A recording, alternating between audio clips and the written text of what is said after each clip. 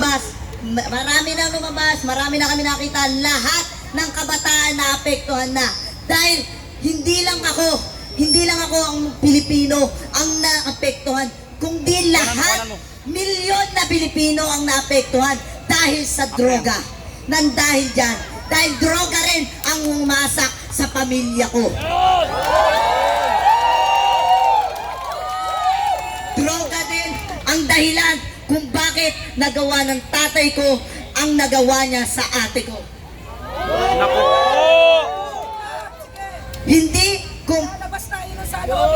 Hindi ko nahayaan na yung mga ginawa ni Marcos dahil sa droga na yan, siya ang pasimuno. Dahil alam namin ng mga kabataan at alam din namin na magsasalita sila kung ano na naman ang sasabihin nila.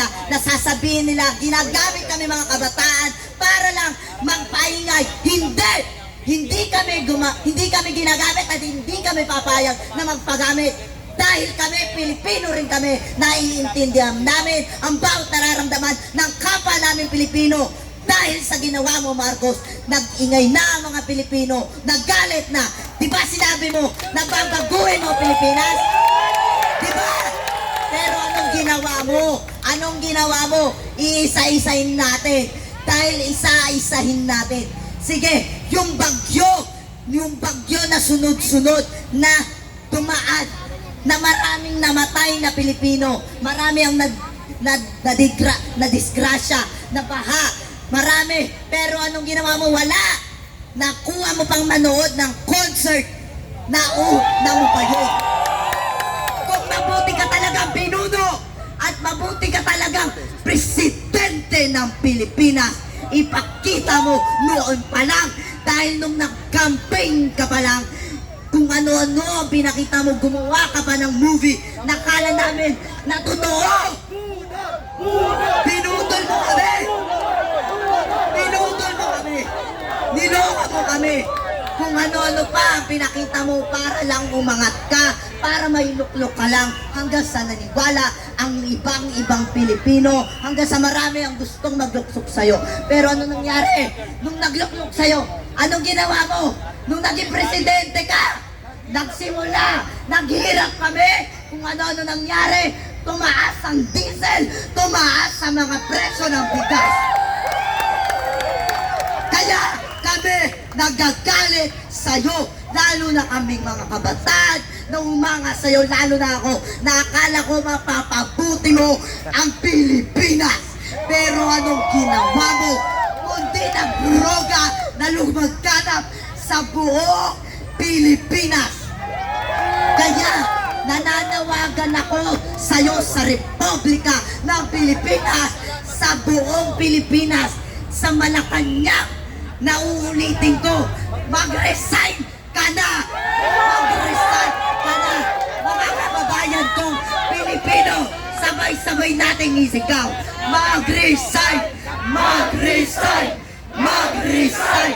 Mag-resign!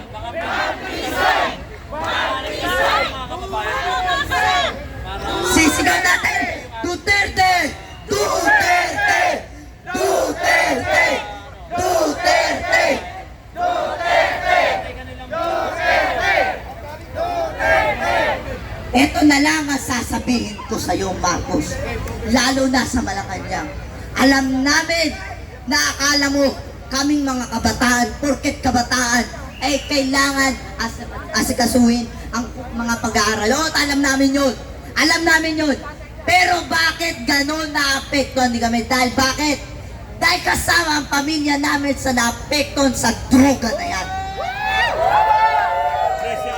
Kaya kami mga kabataan, hanggat kaya namin lumaban, hanggat kaya namin dahil Pilipino rin kami, hindi kami matatakot sa'yo. Kahit marami ka pang ipadalang militar, dahil hindi kami manulupik ng kung sino man, dahil kami ay Pilipino din.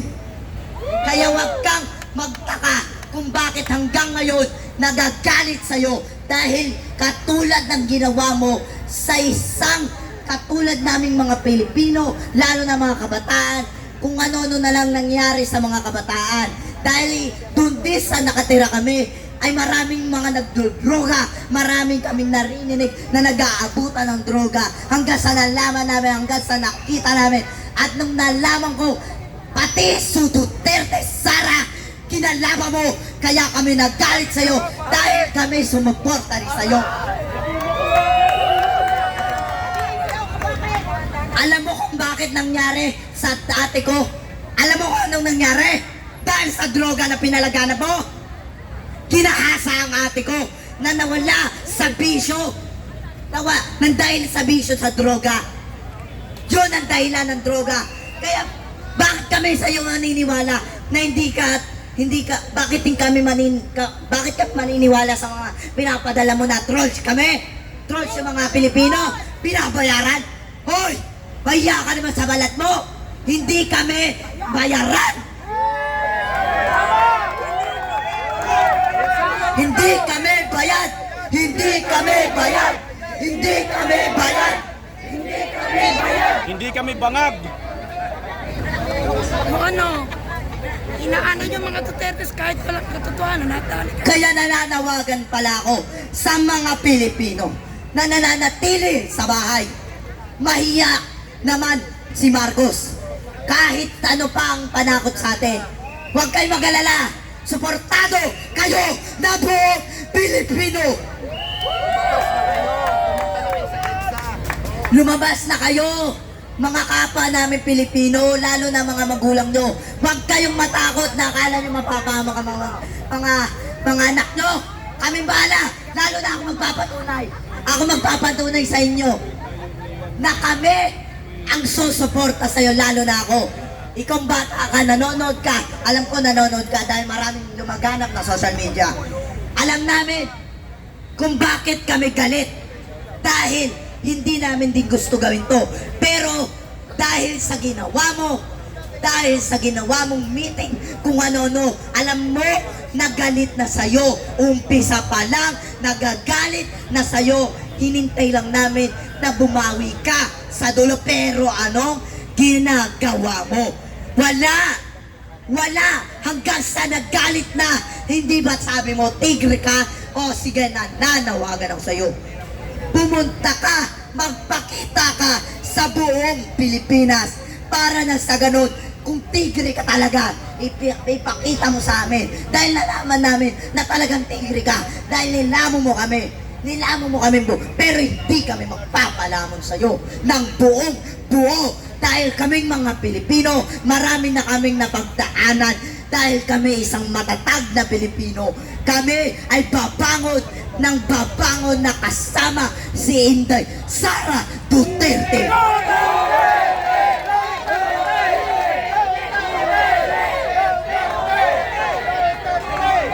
Huwag kang masyadong magtaka, Marcos, hindi kami takot sa'yo, lalo na ang mga kabataan. Dahil kami, lalo na ako, palaban kami. Lalo na ako, palaban din ako. Hindi ako nagpapasubig kahit sa kanino. Ako ang isang Pilipino, lalo na ang mga kasama ko, kapwa Pilipino na naghihirap din sa Saudi. Minsan yung iba, nag-uuwi ang pa para lang magpadala sa pamilya nila. Pero nung napahamak yung pamilya nila, hindi mo ba nakikita na naghihirap din ang mga Pilipino na sa ibang bansa? Hindi mo ba alam yun? Tapos ikaw, nagdodroga ka, pinapalaganap mo? Hayop, grabe ka talaga! Duwag ka! Okay, maraming salamat po sa lahat na nandito. Kami po ang Star Image Fam. Kasama po namin ang mga anak-anak at namin si Majo at si Carlo. Hindi po namin sila pinalaki ng ganito. Nasa amin na sila ng 6 years. Simula nung lumalabas sila sa TV, nag-viral sila, hindi po ganito ang pagpapalaki namin. Pero kaya kami nandito sa EDSA ngayon, nilaan talaga namin yung oras namin dito. Kasi si Carlo gusto niyang ihatid yung news sa buhay niya na ang ate niya ay ginahasa ng tatay niya. Yun po ang totoo. Hanggang ngayon nasa ng tatay mo. Nasa kulungan dahil sa droga yan. Yun po ang totoo. Kaya kami nandito dahil sa kagustuhan ng batang si Carlo. Hindi po siya ginagamit. Hindi po kami bayad. Nandito kami para sa pagmamahal sa bayan. Ngayon lang nangyari sa atin to, di ba? Opo, tama po yun. Kung marami sa amin nakakakilala, lalo na kay Carlo na nagsalita kanina, siya po yung anak-anakan ni Vice Ganda. Na batang makulit noon, na laging kasama ni Vice sa mga pelikula niya. Kahit si Madjo, ayan si You Don't Know Girl, si Madjo, wala pong pumilit sa amin dito, hindi po namin sila tinuruan. Bagkos sila pa ang nagpumilit sa amin na pumunta dito sa EDSA dahil naaawa na sila sa Pilipinas. Dahil sa murang edad nila gusto na lang ipaglaban ang Pilipinas. Sa mga kapwa naming influencers na siguro ngayon tinatawanan lang kami dahil lahat sila kampe sa gobyerno dahil may nahihita sila. Meron silang nakukuhang talent fee. Bawat imbita sa kanila ng gobyerno, may bayad sila dahil influencer sila, mga artista sila, may talent fee sila. Kami wala. Nagpunta kami dito ng buong puso. Gusto naming ipaglaban ang tunay na nagmamahal sa Pilipinas. Walang iba kundi si VP Sara Duterte.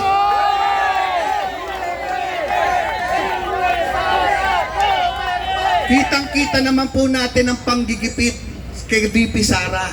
Nakita nyo, inuuna ang confidential funds na busisiin kesa iprioridad ang pangangailangan ng mga Pilipino. Nakita po natin, ang dami pa rin nagbubulag-bulagan, nagbibingi-bingihan, lalo na sa sektor namin, sa entertainment industry, na ang walang ibang laman ang news ng mga top networks na yan, kundi ang pagdurog sa ating VP Sara Duterte na talagang nagmamahal sa Pilipinas. Nakita nyo naman kahit anong pagdudurog na ginagawa, lumalaban tayo ng patas, lalo na ang ating VP. Protektahan natin ang Vice President, guys. Imbis na magstay lang kayo sa bahay, pumunta kayo dito, mapayapang rally to. Okay? Lahat dito na nandito, nagmamahal sa Pilipinas. Yung mga nag-i-stay lang sa bahay, nanonood lang, lumabas na kayo. Wala dyan sa pagpindot nyo ang tamang laban, ang totoong laban. Nandito yan sa EDSA, kasama namin. Lumabas na kayo, ano pang hinihintay nyo? Ginagago na tayo. Kinakamkam na ang pera ng bayan. Nagbubulag-bulagan pa rin ba tayo? Okay, lahat dito walang bayad. Sinasabi nila may pinapapirma daw para bayaran. Meron ba? Walang bayaran dito. Lahat dito nagmamahal ng tunay sa Pilipinas. Dagdag ko lang, alam nyo bang nabash kami ni Maharlika? Pero mahal na mahal namin si Maharlika dahil ang news na lumabas is ano daw tayo? Troll farm. Dahil influencer kami, meron daw kami mga alagang troll farm. Gusto namin ipabatid na Madam Maharlika, mahal na mahal ka namin. Hindi totoong kami ay may troll farm. Wala kami dito ngayon kung meron kaming troll farm.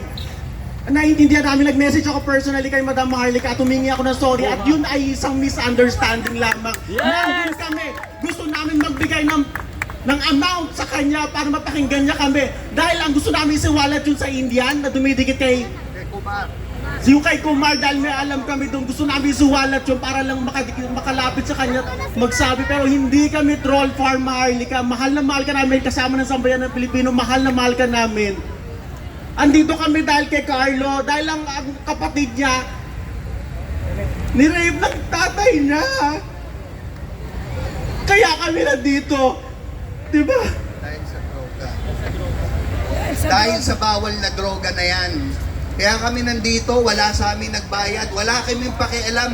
Kung mawalan kami ng trabaho, wala sa amin kumuhang mga bookings o mga events ng mga local government na kampe sa pamahalaan na yan. Wala kaming pakialam. Ang pakialam namin, magbago na tayo dito sa pamahalaan. Ibahin na natin ang sistema. Kung dapat bumaba sa pwesto, bumaba. Mahiya kayo sa mga Pilipino. Pera namin yan, hindi nyo pera yan.